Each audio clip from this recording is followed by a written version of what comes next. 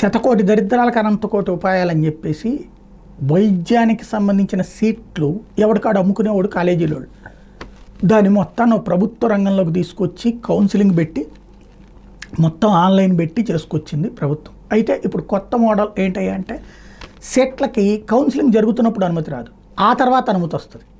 ముందు అనుమతి ఇచ్చి కౌన్సిలింగ్ చేయాలి కదా, కాదు, కౌన్సిలింగ్ అయిపోయాక అనుమతులు వస్తాయి. వాటికి ప్రత్యేకంగా కోర్టులకు వెళ్ళి తెచ్చుకోవాలి. ఇప్పుడు అట్లాంటి ఒక తీర్పు ద్వారా కొత్త కాన్సెప్ట్ నడుస్తుంది. అమలాపురంలోని Konaswami institute of medical sciences research foundation వైద్య కళాశాల, కర్నూలులోని విశ్వభారతి మెడికల్ కళాశాల, కర్నూలు ప్రభుత్వ కళాశాలలో కన్వీనర్ కోట కింద భర్తీ చేయాల్సిన 76 ఎంబీబీఎస్ సీట్ల విషయంలో హైకోర్టు ధర్మాసనం గురువారం కీలక ఉత్తర్వులు ఇచ్చింది.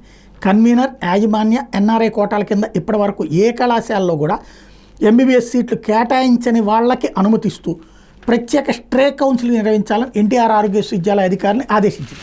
ఈ ఉత్తర్వులు కేవలం 76 సీట్ల భర్తీ విషయంలోనే వర్తిస్తాయని స్పష్టం చేసింది. ఈ ఎంబీబీఎస్ సీట్ల భర్తీ వల్ల బీడీఎస్ సీట్లలో ఏర్పడే ఖాళీలను ప్రత్యేక స్ట్రే వేకెన్సీ రౌండ్ ద్వారా భర్తీ చేయాలని అధికారులను ఆదేశించింది. హైకోర్టు ప్రధాన న్యాయమూర్తి justice Dheeraj Singh Thakur, justice R రఘునందనరావుతో కూడిన ధర్మాసనం గురువారం ఈ మేరకు ఉత్తర్వులు ఇచ్చింది. వైద్య కళాశాలలో పలు విడతల్లో సీట్ల భర్తీ పూర్తయ్యాక అమలాపురంలోని Konaswami institute of medical sciences research foundation వైద్య కళాశాలకు 25 సీట్లు, కర్నూలులోని విశ్వభారతి మెడికల్ కళాశాలలో 50 ఎంబీబీఎస్ సీట్లను పెంచుతూ ఎన్ఎంసీ ఉత్తర్వులు ఇచ్చింది. మరోవైపు హైకోర్టు గతంలో ఇచ్చిన ఆదేశాలతో కర్నూలు ప్రభుత్వ వైద్య కళాశాలలో ఒక సీటును భర్తీ చేయాల్సి వచ్చింది. ఈ నేపథ్యంలో స్పెషల్ స్ట్రే వేకెన్సీ రౌండ్ కింద ఈ 76 సీట్లను భర్తీ చేసేందుకు వర్సిటీ చర్యలు చేపట్టింది. ఈ ప్రక్రియను సవాల్ చేస్తూ 4 విద్యార్థులు హైకోర్టులో పిటిషన్ వేశారు.